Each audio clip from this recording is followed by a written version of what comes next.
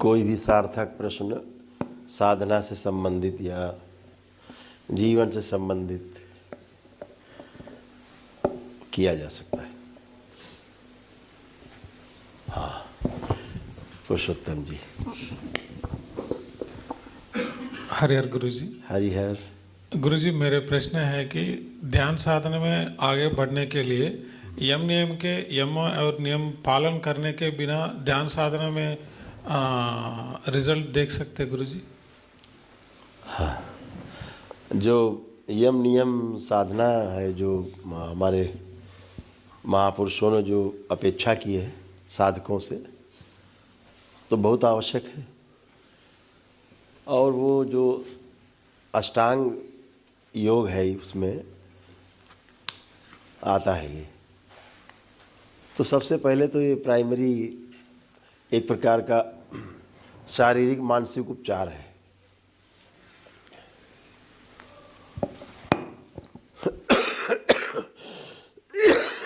लेकिन दरबार में इसका कोई महत्व नहीं है। दरबार ये जो इनमें से कुछ चीज़ें हैं वो जो आवश्यक होता है साधना में बढ़ने के लिए, वो आपके तमाम स्मृतियों का नष्टीकरण करके और शुद्धि सफाई करके वो एक दिन में ही आपको उस लायक बना देता है कि आप उससे पार चले जाते हैं। इसलिए इसकी आवश्यकता बहुत दरबार में जुड़ने के बाद नहीं पड़ती, अन्यथा ये आवश्यक है। इसके बगैर आगे गाड़ी बढ़ती नहीं है। क्यों? साधना से तमाम शक्तियाँ प्राप्त होती हैं। फिर अगर मन आपका दूषित है तो फिर उन शक्तियों का दुरुपयोग ही होता है, और ज़्यादातर दुरुपयोग स्वयं के ही विरुद्ध होता है, स्वयं के प्रति होता है। इसलिए उसका सबसे आवश्यकता है कि जो लोग दरबार से नहीं जुड़े वो बगैर यम नियम साधना के साध के तो आगे नहीं बढ़ना चाहिए। थैंक यू गुरु जी। जैसे किसी का बेटा मान लीजिए कि अंग्रेज के यहाँ पैदा हुआ, तो वो पैदाइश से अंग्रेजी बोल रहा है, कोई दिक्कत नहीं है, उसके लिए समस्या नहीं है। लेकिन जो किसी अन्य भाषी के यहाँ पैदा हुआ है तो उसके लिए फिर ABCD से उसको शुरू करना पड़ेगा, नहीं तो गड़बड़ होगा। ऐसा है।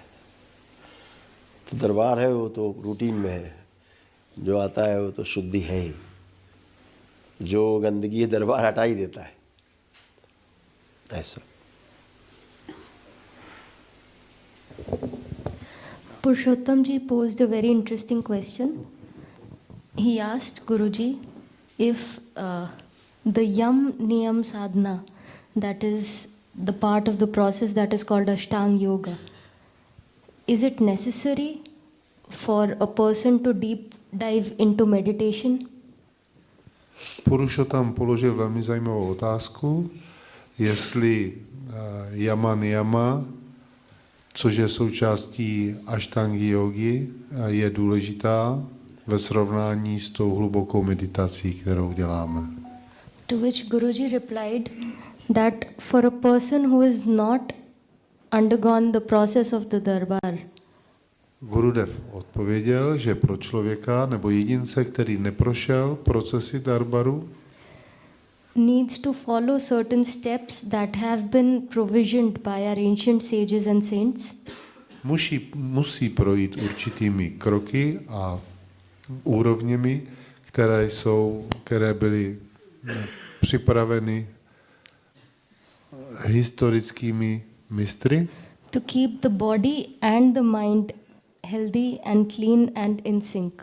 Aby tělo i mysl byla čistá, zdravá a připravená.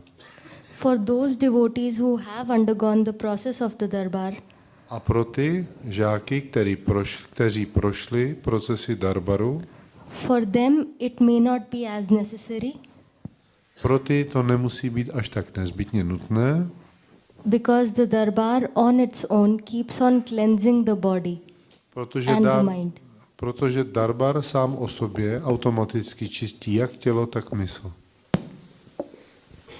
जैसा कि महापुरुषों द्वारा बताया गया कि अष्टांग योग में कि यम नियम आसन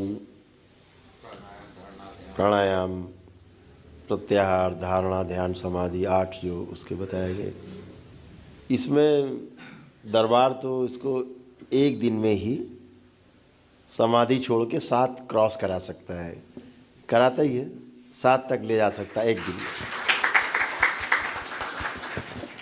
आप सब अनुभव करते हैं उन चीज़ों का। तो यम से लेकर के और ध्यान तक एक दिन में ही दरबार ले जाता है। तो वो जो वर्षों का समय जाता है इन्हीं को साधने में, वो एक दिन में ही हो जाता है। बहुत सिंपल है, क्योंकि शक्तियां हैं बाबा की, महाअवतार बाबा की शक्तियां। अब तो खुल के बोलना है, तो कुछ छुपना नहीं है। छुपाओ तो बहुत हो गया, अब तो खुलना है, खुल के ही बोलना है। तो जो शक्तियां हैं बाबा की, जो माँ के संरक्षण में है सब, तो वो तो सब एक दिन में ही सब होता ही है। और ये पूरी दुनिया के सामने पूरा प्रस्तुतिकरण भी हो ही रहा है, भविष्य में भी होगा, समूह में भी होगा, एक साथ होगा, सबके साथ होगा। ये धरती पर पहली बार होगा कि एक ही दिन में अष्टांग योग में 7 योग क्रॉस कर जाएगा आदमी एक ही दिन में।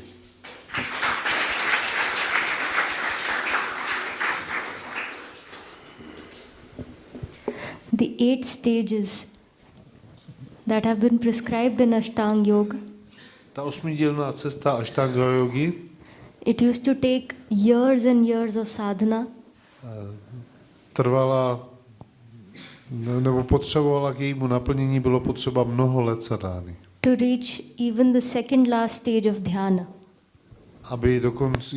Aby se dokončila, nebo jenom dosažení druhé úrovně dhyány trvalo mnoho let. But by the grace of all revered Mahavatar Babaji, as Guruji revealed yesterday, by the grace of all revered Mahavatar Babaji, Ale s požehnáním Mahavatara Babajiho, tak jak nám včera Gurudev osvětlil, and Ma, a matky, má, all the powers of the Darbar have been unleashed, byly uvolněny všechny síly Darbaru, and this divine Darbar is the only Darbar in the on the planet a tento Darbar je jediným na celé planetě, that can take you through the 7 stages of Ashtanga Yoga, který vás může provést 7 etapami Ashtanga jogy leaving out the final stage of Samadhi a jenom vynechává in one single day. poslední úroveň samády a těch všech 7 úrovní můžete projít během jednoho jediného dne.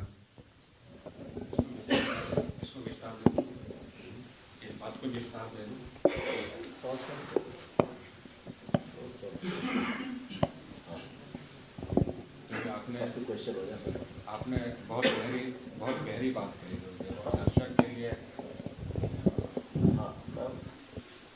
अब क्या है कि जो आदमी के सामने तो संकट है इस प्रगतिशील दुनिया में, अब इनसे पार पाना बहुत मुश्किल काम है।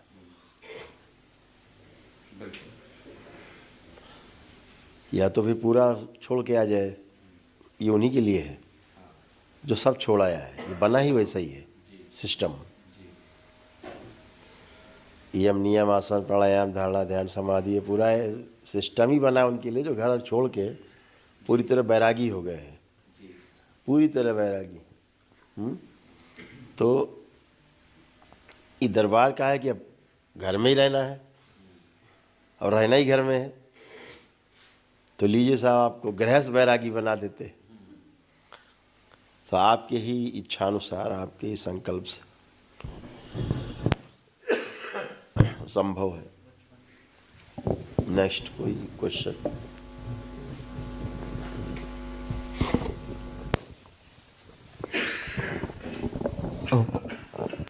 प्रणाम परम पूज्य गुरुदेव। गुरुदेव, जैसा कि आपके द्वारा वर्णित और अनुभव में आता है कि समाधि पश्चात इच्छा विचार आशाएं शून्य हो जाती हैं। तत्पश्चात आपके द्वारा मार्गदर्शित किया गया है कि संयम की प्रक्रिया को अपनाया जाए। तो मैं आपसे यही समझना चाहता हूँ कि संयम वस्तु के रूप में क्या है और कैसे संयम को किया जाए। धन्यवाद। किसी एक धारणा के साथ संयम, फिर समाधि हो ही चुकी होती है, लेकिन ये संयम जो है वो समाधि प्राप्त व्यक्ति के द्वारा ही संभव है, तभी हो पाता है तभी। यस, तभी वो सृष्टि अपना द्वार खोलती है, मतलब अपने में समाहित करती है, ऐसा है। क्या तो संयम टूटता रहता है। हाँ, वही पिछले लाइन में आपने कहा था उसका हाँ, बहुत किसी एक धारणा के साथ हम संयम करते हैं। जैसे आपने कहा कि सोचा कि हमें एटम देखना है, ठीक, एक धारणा, बहुत गहरी एटम के बारे में सुनना, समझना, हर तरह से अध्ययन करना पूरा, फिर छोड़ देना। अब वो संयम के साथ जब धारणा का तालमेल होगा तो वो द्वार खुलेगा। क्योंकि जैसे जल, थाली में जल है, जरा भी कंपन है तो आप उसमें अपना चेहरा नहीं देख सकते। संयम बहुत जरूरी है। संयम का मतलब है कि एक भी तरंग नहीं उठ रही है। एक प्रकार से पूरी तृप्ति प्रत्येक परमाणु। हाँ, इच्छा विचार आशाएं शांत है ना, मेन मुख्य रूप से, तो फिर वो संयम पूरा हो पाता है। कोई बबल नहीं उठेगा, बबल नहीं उठे, कुछ भी नहीं। नहीं, इसमें कुछ मिक्स हो जाएगा तो जो दिखेगा वो पूरा नहीं होगा, इसलिए।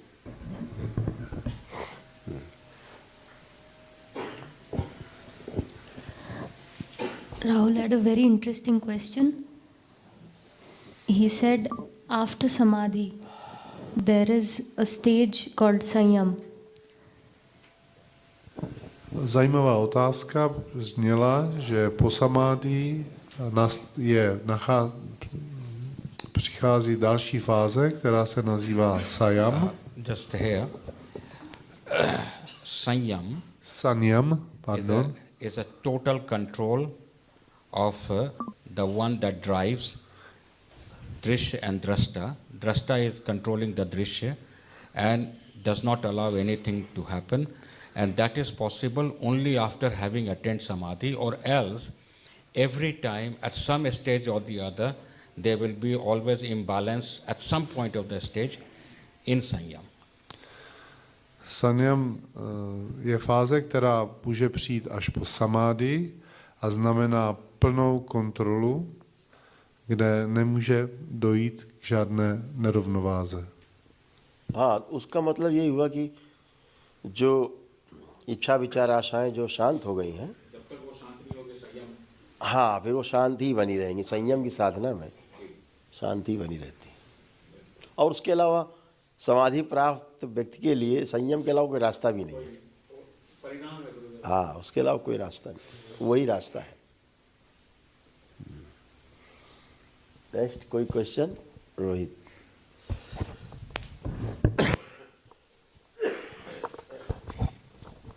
गुरुदेव प्रणाम। गुरुदेव, मेरा क्वेश्चन है ध्यान साधना से। गुरुदेव, जब भी आप ध्यान कराते हैं तो सबसे पहले कहते हैं नाभि को देखो। ये सिर्फ आप कहते हैं, बाकी यथाकथित जो गुरु हैं बाहर वो कहते हैं कि मूलाधार से। तो क्या गुरुदेव वो मूलाधार से उठाने की कोशिश करते हैं और आप नाभि से, तो इसका अंतर क्या है गुरुदेव? हाँ, इसका बहुत बड़ा अंतर है। और देखा जाए तो नाभि हमारे जीवन का केंद्र है। हमारे जीवन का केंद्र हमारा मूलाधार नहीं है। मूलाधार वो शरीर का हो सकता है, लेकिन जीवन का जो केंद्र है वो नाभि है। इसलिए दरबार ने कुछ ऐसी व्यवस्था की हुई है जिसे बहुत सार्वजनिक नहीं किया जा सकता, लेकिन इतना बताया जा सकता है कि जो बात बार बार होती है 10वां द्वार 10वां द्वार 10वां द्वार, तो दसम से दसम तक की यात्रा ही हो सकती है। दशम से शुरू होगी और दसम पे जाके जारी रहेगी। हाँ, और शायद लोग नहीं समझ पाए। ये 10 दल कमल है और ये दसम द्वार है। दसम द्वार है जी। ये जो बाकी जितनी भी साधना लोग करते हैं, सर्वप्रथम उन्हें पता ही नहीं है कि मूलाधार कहाँ है। वो गुदा को मूलाधार मानते हैं। इसलिए किसी भी व्यक्ति का जब योग के ऊपर कोई भी चर्चा होती है तो वो गुदा अश्विनी क्रिया से उनकी पोल खुलती है कि उसे मूलाधार का पता भी है या नहीं, किस स्थान पे। और यही वजह है गुरुदेव कि हर जगह पे आदमी उसका परिणाम स्वरूप कहीं नहीं पहुंचता है, पहला कदम में नहीं रखता है। केवल वो स्वयं को उसी रूप से मानता रहता है जैसा नारद जी हरि रूप पाके हरि समझ लिए थे। वो कहीं नहीं पहुंच पा रहा है, बाहरी रूप से ही सब चीज़ चल रहा है। उसे मूलाधार का ही नहीं पता कि वो स्थान शरीर में है कहाँ, पुरुष शरीर में कहाँ है, नारी शरीर में कहाँ है, नारी में स्थिति क्या है, पुरुष में स्थिति क्या है, वो पता ही नहीं है। और जब गुरुदेव उसको नाभि से शुरुआत करते हैं तो वही अग्नि तत्व ऊपर की ओर ले जाता है, वहीं से खींच लेता है, लेकिन ज़्यादा खोलने का। इसीलिए मनुष्य जब धरती पर लेट जाता है तो उसका मूलाधार सक्रिय हो जाता है। मूलाधार मतलब नाभि, इसीलिए उसका नाभि अपने आप सोने के बाद मनुष्य का सबसे तेज नाभि पेट उठता गिरता है, तो उसका मूलाधार उसके सोने के बाद सक्रिय होता है, जब उस पर हम छेड़छाड़ नहीं करते हैं। तो हमारा जो मूल आधार है हमारी नाभि ही है एक्चुअल में। और जब तक लेटते नहीं तब तक आराम मिलता नहीं, क्योंकि संतुलन लेटे तो ही शुरू होता है इसका। हाँ, यस, हाँ हाँ, बिल्कुल। सभी यहीं पे धोखा खाते हैं। और पूरे योग में हमने अपने जीवन में यह पाया कि 100% जिनसे भी मिला उन्हें मूलाधार ही नहीं पता। ये मेरा अनुभव है। रावण हमेशा अपने मूलाधार पे ही रहता था। मूलाधार मतलब नाभि, नाभि पे ही हमेशा दसम 10 दल कमल, इससे नीचे उतरता ही नहीं था। वो खुली आँख से, खुली आँख से वो रहता है, रावण रहता था। राम खुली आँख से अनाहत पे रहते थे। कृष्ण खुली आँख से विशुद्धि पे निवास करते थे, खुली आँख से वो यहाँ रहते थे। तो 16 दल का कमल कहा गया, विशुद्धि चक्र। हाँ, 16 कलाओं के ज्ञाता कहे गए। ये सांकेतिक भाषा में बहुत कुछ कहा गया। जैसे धारा को उल्टा बहा ले गए, कुंडलिनी क्षेत्र में जाते हैं, जब आप चर्चा करते हैं तो ऊर्ध्वगामी ऊर्जा को हम लोग राधा कह देते हैं, अधोगामी को धारा कह देते हैं। वो ऐसा सांकेतिक में 16 कला और 12 कला और 10 कला।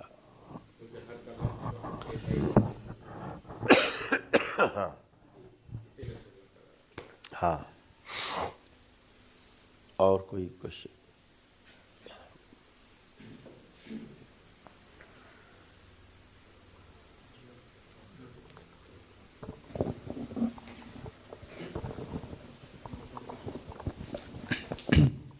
हरिहर गुरुदेव।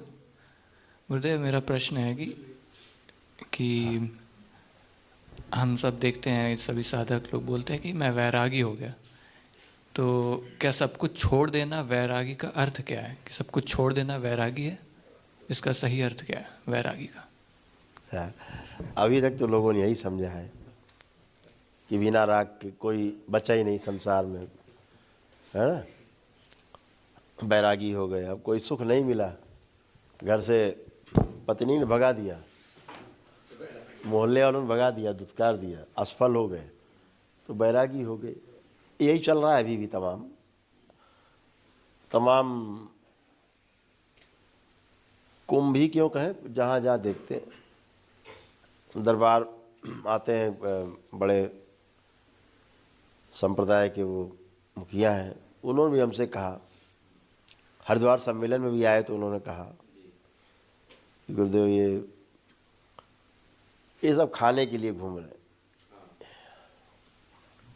खाना कपड़ा कुछ है नहीं, इनको ध्यान साधना से कोई लेना देना नहीं है। तो बात सही, 90% मामला ही ऐसा ही है।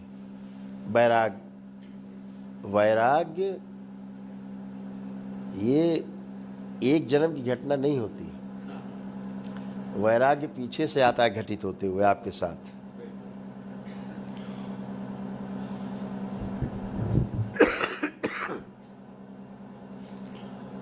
और शुरुआत में बच्चे को देखो तो एक प्रकार से वैरागी होता है,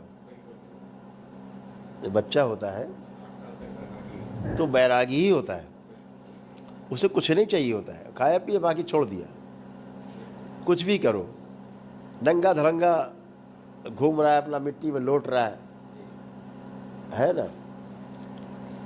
वैराग्य का अर्थ होता है कि अब कमल खिलने को तैयार है, चारों तरफ से तृप्त है, यानी सांसारिकता में रहते हुए भी कीचड़ में जैसे कमल खिलता है, लेकिन उसका पोषण कीचड़ से नहीं होता है। कमल का जो पोषण है, कीचड़ में जो कीचड़ नहीं है उससे कमल निर्मित होता है। ऐसे ही संसार में रहते हुए जो आसार वस्तु है उसको ग्रहण करते हुए और समझदारी को बढ़ाते हुए, गुरुओं के साथ सत्संग करते हुए, अच्छे अच्छे लोगों के साथ सत्संग करते हुए, और धीरे धीरे धीरे कमल जब खिलने को आता है, उस घटना का नाम वैराग्य है। और जब वैराग्य घटित होता है तो कुल ही नहीं, पूरी सृष्टि महक जाती है। एक आदमी को वैराग्य घटित होता है, पूरी सृष्टि महकती है। तो वैराग्य बहुत बड़ी घटना है, शुभ घटना है। और अब दरबार ने तो व्यवस्था की है, अब ये वैराग्य तो गृहस्थ को घट रहा है, हर गृहस्थ पे घटता जा रहा है वैराग्य।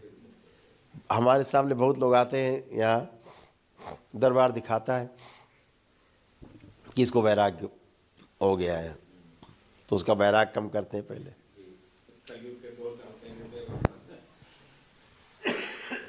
हाँ, उसका वैराग्य कम करते हैं, फिर कहते हैं भाई थोड़ा घर की तरफ ध्यान दे, उसको बैलेंस करते हैं कि वैरागी भी बना रहे, भाव नहीं मरे, और घर परिवार की तरफ भी पूरा ध्यान दे, उससे विमुख ना हो। तो ऐसे संतुलन में रहना ही संसार का नियम है, और संतुलन में रह करके ही वैराग्य और गृहस्थ में संतुलन साधा जा सकता है, और वही ठीक है। जिन्होंने घर छोड़े हैं उसके पीछे कारण होते, लेकिन हर व्यक्ति के लिए घर छोड़ देना ही उसका समाधान नहीं है। हाँ, समाधान नहीं। बड़े बड़े ऋषि मुनि तपस्वी हुए जो घर ही नहीं छोड़ा, अपना कर्म नहीं छोड़ा। रविदास जी थे, हैं?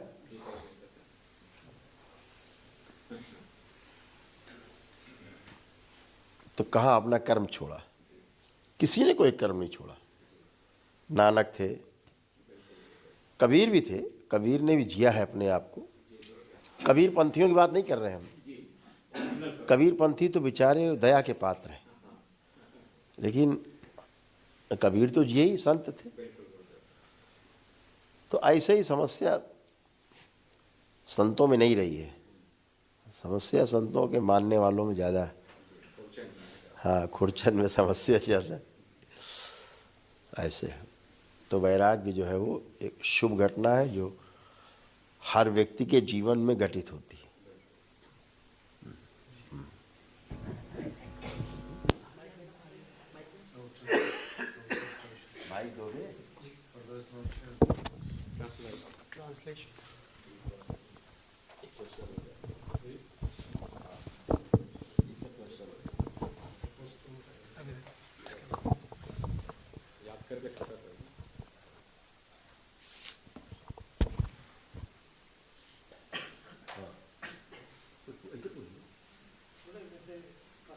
मैंने आपसे कई बार प्रश्न किया है और आपने स्माइल के साथ वो खत्म कर दिया प्रश्न, लेकिन इस बार जब हम बाबा की घटना का साक्षी जो बने, मतलब अभूतपूर्व अकल्पनीय जो घटना के साक्षी बने, जैसे बाबा ने शरीर छोड़ा 111, उसके बाद बाबा की साधना सूक्ष्म में कंटिन्यू रही, और उसके बाद बाबा आज समझ लो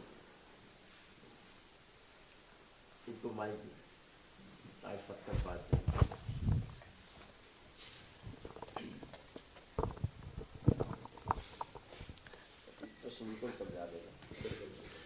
गुरुदेव प्रणाम। गुरुदेव, एक प्रश्न मैंने आपसे कई बार किया है और आपने उस प्रश्न को हमेशा हंसी में ही टाल दिया। तो जैसे इस बार परम पूज्य बाबा जी वाली घटना जो घटी है, जिसके हम साक्षी हुए हैं, जो हमने अभी देखा है, महसूस किया है, अनुभव किया है, बाबा ने 111 वर्ष की उम्र में शरीर छोड़ा था, अपना स्थूल शरीर। उसके बाद भी बाबा की यात्रा और बाबा की साधना सूक्ष्म में निरंतर बनी रही, चलती रही। और उसके बाद अब वो समय आया जब बाबा का विलय उस परम तत्व में हुआ। तो जैसे हम साधना कर रहे हैं, बाकी भक्त दरबार की जो साधना कर रहे हैं, और अभी हम स्थूल शरीर में अपने निवास कर रहे हैं, तो साधना के क्या हम उस स्तर तक पहुंच सकते हैं कि जब हमारा शरीर छूटे या हमारे अंदर ऐसा भाव जागृत हो दरबार की कृपा से, बाबा की कृपा से, उस स्थिति को हम स्थूल शरीर के त्यागने पर ही प्राप्त हो जाएं, जिसमें बाबा इतने लंबे समय के बाद। पहले सवाल दूसरा था आपका, अच्छा था कि अलग अलग कदम पे, अलग अलग चरण पे स्थूल शरीर से सूक्ष्म कारण पहले हाँ, मैं सवाल को और डिटेल देता हूँ सवाल को। जैसे बाबा ने शरीर छोड़ा 111 वर्ष की उम्र में, स्थूल शरीर, फिर बाबा सूक्ष्म में गए, फिर कारण में बाबा गए, फिर बाबा महाकारण में, और अब परम तत्व में विलय। तो ऐसे ही क्या हम उस अवस्था को प्राप्त हो सकते हैं अपनी ध्यान साधना के द्वारा, या अपना भाव ऐसा प्रकृति के द्वारा उत्पन्न हो, दरबार के द्वारा ऐसा उत्पन्न हो, और उस चरम सीमा तक पहुंच पाएँ कि हम उस अवस्था को, स्थूल शरीर को जब हम त्याग करें, तभी हम उस अवस्था को प्राप्त हो जाएं कि हमारा विलय भी परम तत्व में हो, हम इन जगतों में ना जाना पड़े। क्या ऐसा संभव है? सवाल ट्रांसलेशन कर दीजिए आप। हाँ, translation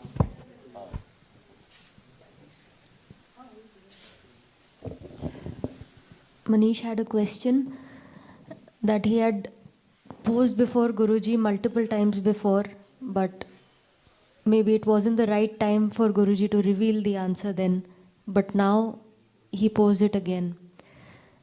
He asked about the event that all the children of the Darbar witnessed about all revered Babaji and his transcendence into the Supreme Consciousness. And his question was, if a devotee or a student of all revered Babaji goes through the processes of sadhana while he is living in his physical body, will he still be able to transcend into that Supreme Consciousness right after he leaves his physical body? And he may not have to go through so many years of sadhana in the subtle realm. Is that possible?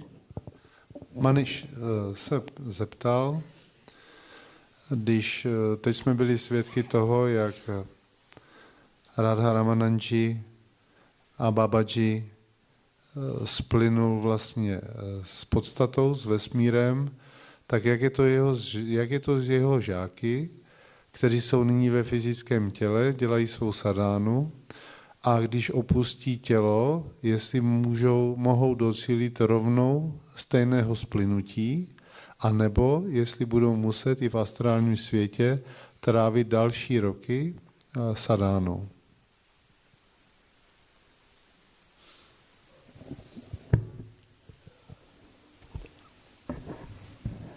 बिल्कुल अगर सपाट शब्दों में कहा जाए तो संभव है, लेकिन उसके लिए जीवन पिछले जो जन्म है उनमें उसके द्वारा जो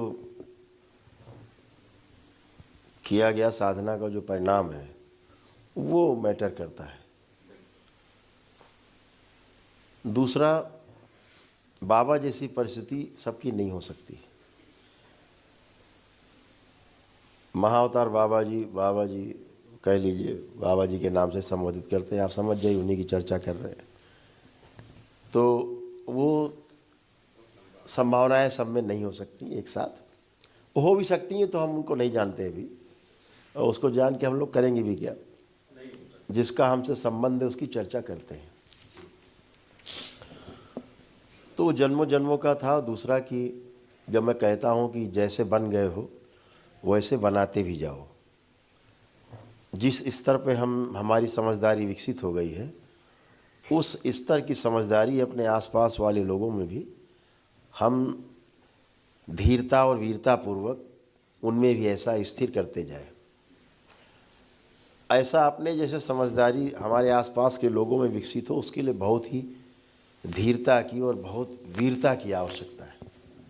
इसी को धीरता और वीरता कहा गया है। तो वो जो परिस्थितियां हैं बाबा जी की थी, वो थोड़ा परिस्थितियां विभिन्न प्रकार की हैं। वो लंबे चर्चा की विषय भी है, मेरे ख्याल से अर्थहीन भी है। कोई बहुत ज़्यादा सार्वजनिक बातचीत उस पर नहीं ज़्यादा हो सकती। इतना ही कहा जा सकता है कि जो प्रक्रिया है, प्रकृति की जो स्थिति है, वो सबसे पहले सूक्ष्म जगत को ही भेदना होगा, और फिर लंबी प्रक्रिया है, वो हजारों हजार साल की प्रक्रिया है मोक्ष की। उस महाकारण जगत के पार जाने की, महाकारण के पार जाने का जो मामला है, वो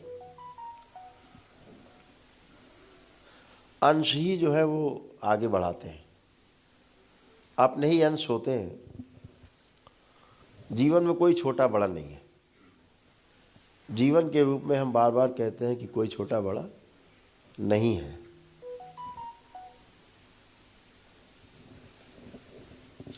कभी बाबा हमारे गुरु हैं, कभी हम बाबा के गुरु रहे होंगे, कभी महाअवतार अंश रहे, कभी हम महाअवतार बाबा के गुरु रहे होंगे, कभी महाअवतार हमारे गुरु हैं, कभी कोई किसी के गुरु। ये तो परंपराओं में चलता ही रहता है। ये बहुत सिंपल है, जीवन का खेल है। ये जीवन का गणित है जो भाषा से समझा नहीं जा सकता। तो जीवन का जो खेल है वो कि जितना हम जान गए हैं उतना जनाते जाएं और लोगों में उतना अगल बगल माहौल वैसा बनाते जाएं। तो गुरु को अपने मुक्त होने, गुरु का मतलब होता है जिसको हम केंद्र मान के चलते हैं।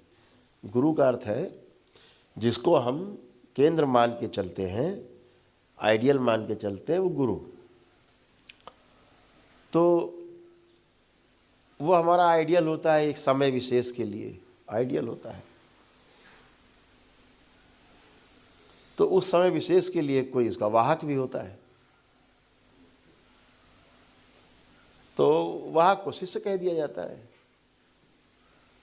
शिष्य क्या, जो सीख ले रहा है, वो सीख रहा है, समझ रहा है गुरु से, वो शिष्य है। और क्या है, कल वो भी गुरु हो जाएगा।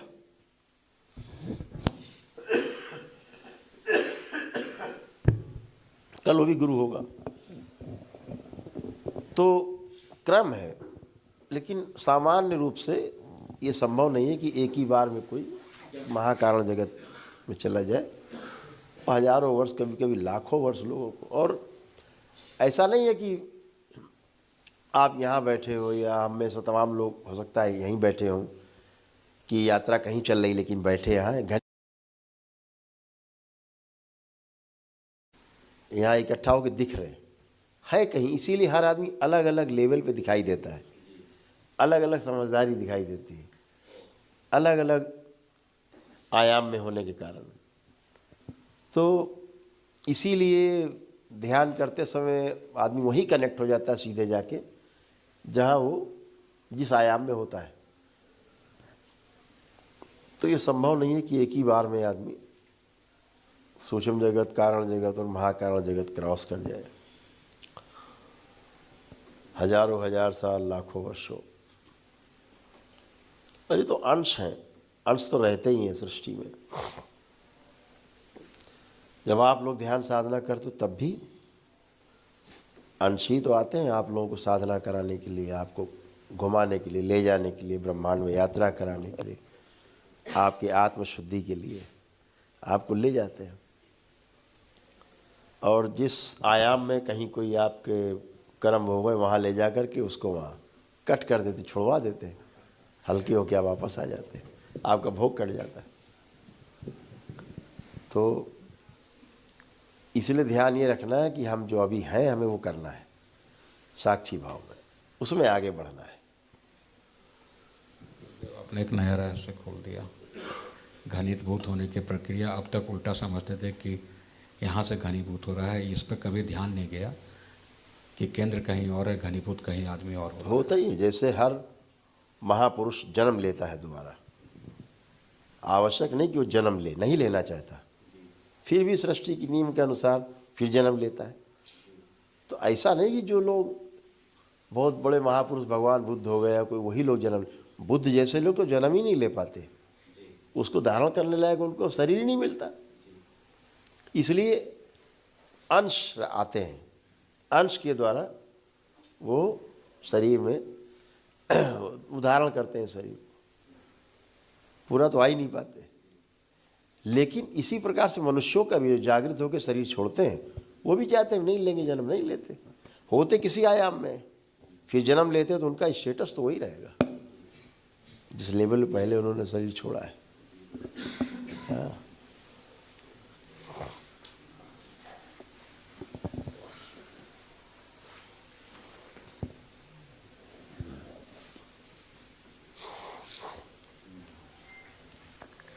और दूसरा होता क्या है, जो रह गया जिसके लिए बार बार जन्म लेना होता है। अगर वर्तमान काल में जैसे गुरु भी होता है, शिष्य भी होता है, सपोज गुरु ने शरीर छोड़ दिया है, समाधि ले ली, जागृत अवस्था में ले ली, तो जो शिष्य होता है तो उसका शरीर गुरु का शरीर एक ही होता है, अलग होता नहीं है, वो हृदय में धारण रहता है।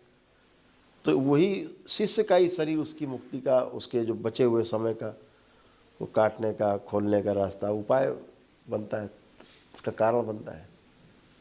तो यही तरीका है, व्यवस्था है, ये व्यवस्था है। इसीलिए गुरु को भी पार होने के लिए एक कंप्लीट शिष्य की आवश्यकता पड़ती है। इसीलिए कहते हैं कि अपने जैसे बनाते भी जाओ, काम आएगा आगे। और बाबा जैसे लोग, कोई यहाँ स्थूल जगत में जबरदस्ती बाध्य होकर के नहीं आए। ये इतने 150 वर्षों की साधना के बाद समाज को ये दरबार दे पाए। केवल इस दरबार की स्थापना के लिए 111 वर्ष तक वो स्थूल शरीर में अंश को अपने आबद्ध रखा। महाअवतार बाबा जी 111 वर्ष इस शरीर में आबद्ध रखा। तो अंश के द्वारा ही काम लेते। अब अंश का मतलब ये नहीं कि महाअवतार बाबा यहाँ स्थूल रूप में इस धरती पर हैं, तो अब वो सूक्ष्म जगत में जाएंगे, पार होके फिर सूक्ष्म से कारण में जाएंगे, कारण से महाकारण जाएंगे, फिर जाके पार जाएंगे। ऐसा नहीं है, थे ही बाहर महाकारण जगत में। तो अंश के द्वारा उन कार्यों को करने के लिए महापुरुष शरीर धारण करते हैं, तो उसी लक्ष्य की प्राप्ति के लिए ऐसे महापुरुष करते ही रहते हैं। इसमें कोई अतिशयोक्ति नहीं है, चलता ही रहता है, ये क्रम चलता रहा है, चलता रहेगा। और अब तक के मानवीय इतिहास में 5000 सालों में, पिछले 5000 साल के इतिहास में जो भी विश्व में घटना घट रही है, अलग अलग कालखंड में, पीछे बाबा जी ही खड़े दिखते हैं, वही सूत्रधार हैं।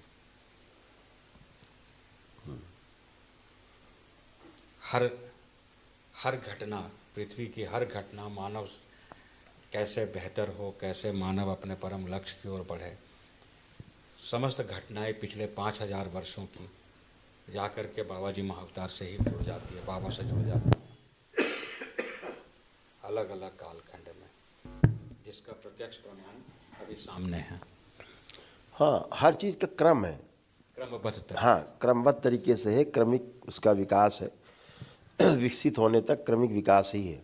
जैसे पदार्थ अवस्था में कभी रहे हैं ये सब शरीर, और पदार्थ अवस्था से धीरे धीरे वनस्पति अवस्था में गए, कभी जाके हजारों लाखों साल बाद वनस्पति अवस्था से भी जीव अवस्था में गए, फिर कभी मनुष्य अवस्था में आए गए, ये क्रम है। ऐसे ही पहले आत्मा, फिर आत्मा के साथ बुद्धि, बुद्धि के साथ फिर कभी हजारों लाखों वर्ष बाद चित्त, फिर कभी वृत्ति हुई, फिर कभी मन जुड़ा, तो कभी कंप्लीट हो गया, एटम बना, जीवन बना। ये क्रमिक विकास है, एक क्रमिक है। ऐसे ही ऊपर कि महाकारण जगत के पास से महाकारण जगत, अब वो अंश छूटेगा, अगर यात्रा चल रही छूटेगा, कुछ जुड़ेगा कुछ छूटेगा, फिर आ गए कारण जगत, फिर जुड़ेगा छूटेगा, फिर आए सूक्ष्म में, फिर स्थूल में, अब यहाँ धरती में गिरे,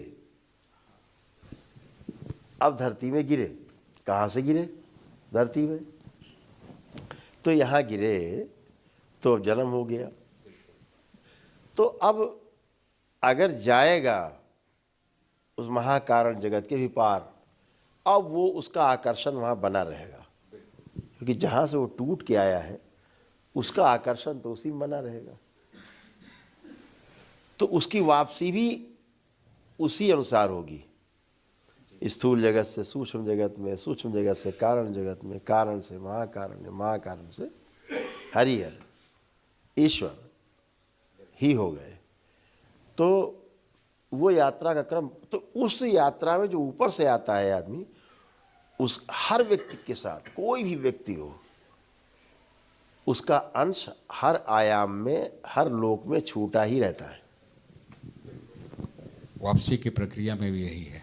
अगर वो नहीं छूटा होगा तो वापस नहीं जा सकता, आकर्षण ही नहीं होगा, उसके अंश ही उसको आकर्षित करते हैं, और इसीलिए बार बार ईश्वर मिलन की तरफ होती है।